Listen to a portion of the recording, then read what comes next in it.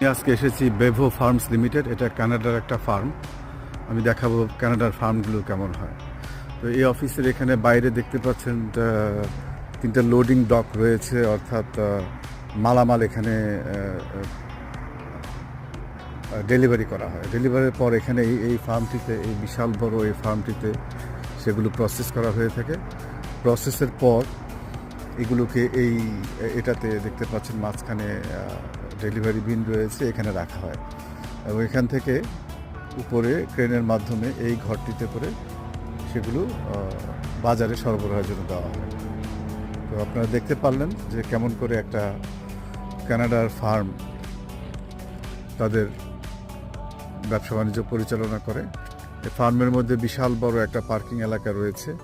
তাছাড়া ওইদিকে দেখতে পাচ্ছেন কতগুলো ট্রাক, যাতে করে এই ফার্মের মালামাল আনা নেওয়া করা হয়ে থাকে।